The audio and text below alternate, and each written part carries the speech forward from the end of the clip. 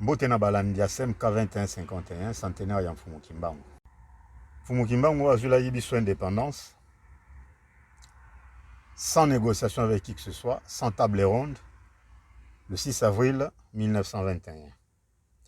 Le Mundele, sur ce, Mundela Kangakie, à côté de la prison, pendant 30 ans. Mais au fait, à Kangaga Nzoto, ma Kangaye Molimote, pour Molimo, continuer toujours au Bundela Psoba Noir. Yango, au Banana centenaire, il y a le 6 avril 2021, Tina 2051. Dans 30 ans, Oyo, tout ça levé à conscience à Bandeko. Selon toujours vision, de Mfumu Kimbangu. Ingeta. Vidéo Oyo, et ça la malelo, dans le cadre de rappel. Dans le cadre de rappel, Pambate, Mfumu Kimbangu, tango ayaki na message.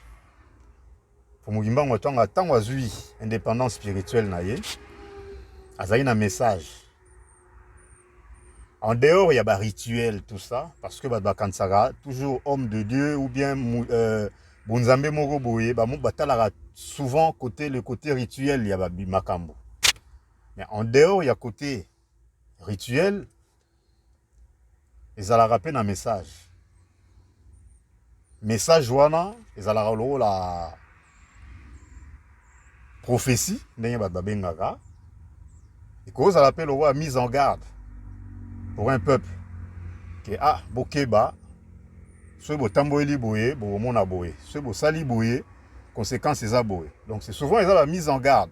Parce que le baramakambo yasima, ils ont la ramakambo qui toko raté. Comme on a bon belé, on vivre bien, on a la boété. Ils ont à peine la mise en garde, mon sous yali que ma bémo goya. Et na ma béwana, boluka neni boye ko trouver la solution ou bebo sala boko neni boye ko sala pour na ko éviter. Mabe wana ou bien pour éviter les conséquences ya mabe wana. Yango vision Mfumu Kimbangu pa yaki nango. Message naye à travers message naye. Il y a le 10 septembre 1921 na Mbanza Sanda ayaki na message ya ndengo wana pona peuple naye. Donc peuple Congo, biso ba noir. Il y a monde entier. Alors le 10 septembre ils ont date moko biso to respecter la vision ya Mfumu Kimbangu to lingaka biso to landaka Mfumu Kimbangu. Ils ont date moko ya pamba te photo lingaka à chaque fois to célébraka yango na maloba wana surtout maloba wana tikaka le 10 septembre 1921 to lingaka toujours tout se rappelaka na yango. Pambate yango ezali lokola parchemin, ezali lokola guide. Na yango to omeka otanga discours ya Mfumu Kimbangu oya lobaka na Mbanza Nsanda le 10 septembre 1921. Tomeka ko comprendre yango parce que alobaki yango na Kikongo mais bato bakomaki yango na français. Biso nyonso toza na accès nango na Google. Pour comment en français, et comment en lingala et comment en ikongo te, mais version originale les alliés. Yango ezala qui traduite na français. Français za munoko paya, eza munoko na bisote, mais version otokuta na mingi, eza na Google na munoko paya, eza na langue française. Alors tomeka ko tanga yango, po tomeka ko limbola pe na bandeko. Nini Mfumu Kimbangu alobaki na discours naye il y a le 10 septembre 1921. Bon. Na kotanga yango selon texte ndenge komama ki ndenge na zuli yango na Google. Ezali boye. Bon, ndenge bakomela yango na Google, c'est comme ça. Chaque être humain a reçu un don spécifique pour témoigner de la grandeur de notre Créateur. On a évité les années maloba peut-être Mfumu Kimbangu banana nkoloba teza introduction peut-être mutoyo à tsagion na Google ou yemogatiaki. Dieu parle à travers les hommes qu'il choisit. Le samedi 10 septembre 1921, fut un jour spécifique pour l'homme noir. Donc le 10 septembre 1921, ezalaki mokolo moko, ezalaki ya motuya pona biso bato mwindu. Tout au début du culte matinal, vers 9 h, le grand prophète Fumu Kimbangu entre dans l'enclos en rameau. Son visage est grave, son regard est vif et il s'adressa à la foule en ces termes. Donc, na tongo, Fumu Kimbangu, akoti na esika na etonga, soto benga ondengwana. Vraiment elongi oyo ezaki moto aza na kati ya nguya. Etaleli na ye ozomonaki eza ya moto aza na kati ya nguya makasi. Et puis ayebisi na bandeko nyonso bazalaki wana. Mes frères, l'esprit est venu me révéler que le temps de me livrer aux autorités est arrivé. Tenez bien ceci. Avec mon arrestation, commencera une période terrible d'indicible persécution pour moi-même et pour un très grand nombre de personnes. Il faudra tenir ferme, car l'Esprit de notre Dieu Tout-Puissant ne nous abandonnera jamais. Il n'a jamais abandonné quiconque se confie en lui. Donc, Fumu Kimbangu awa lobi. Donc, mes frères, l'Esprit est venu me révéler que le temps de me livrer aux autorités est arrivé. Donc, bande konangai, molimo ye web sangai ete ngonga ekoki na mitika na maboko ya bakambi ya ekolo ya mboka oyo. À l'époque, c'était l'époque coloniale, donc c'était le gouvernement belge, les autorités belges, en 1921 bien sûr. Tenez bien ceci. Avec mon arrestation commencera une période terrible d'indicible persécution pour moi-même et pour un très grand nombre de personnes. Lobokanga oyo, bokanga likambo oyo.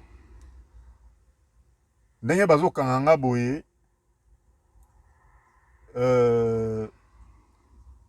ekozala na ntango molai, ekozala ya pasi mpo na nga, bakonyokola nga, ekozala temps ya minyoko, bakonyokola ngai, mpe bakonyokola kaka ngai moko te, bakonyokola mpe bandeko mingi oyo naza na bango elongo.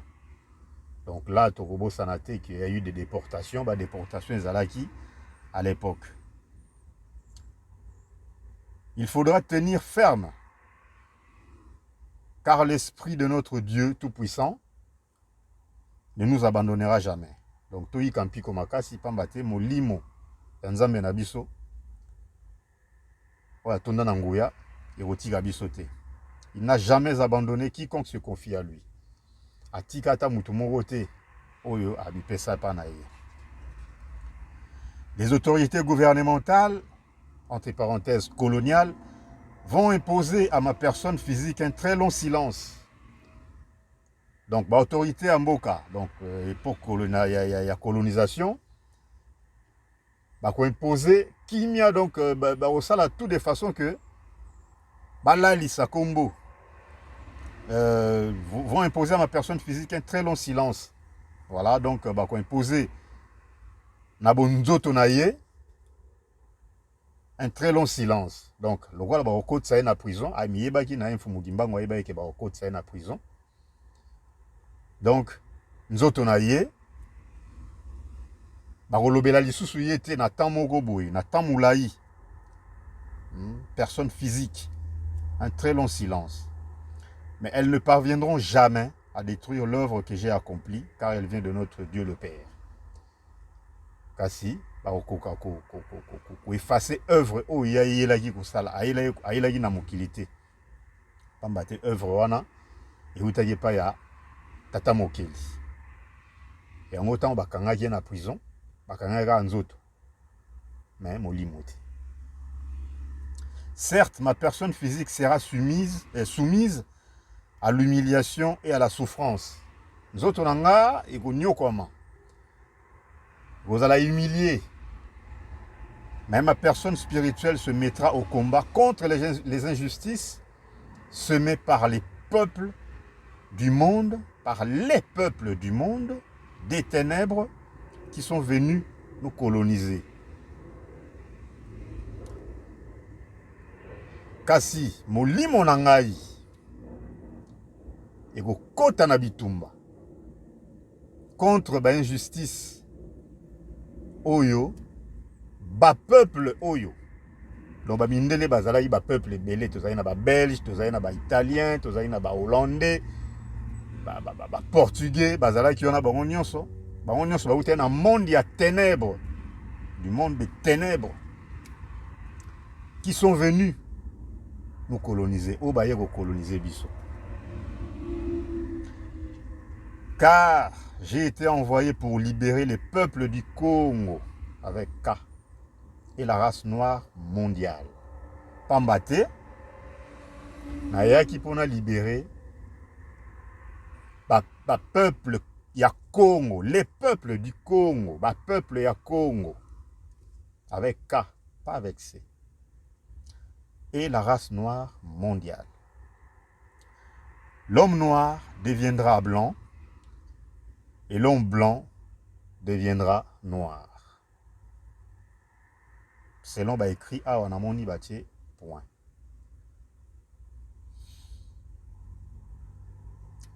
Car j'ai été envoyé pour libérer les peuples du Congo et la race noire mondiale. L'homme noir deviendra blanc et l'homme blanc deviendra noir. Fumugimbango aye alobi aye pour libérer les peuples du Congo et la race noire mondiale. Pambate, mutu mwindu aokoma mundele, et mundela aokoma mutu mwindu. Fumugimbango autoloba aye pour libérer peuple Congo na race noire mondiale. Pe abakisi mutu mwindu aokoma mundele, mundela aokoma mutu mwindu.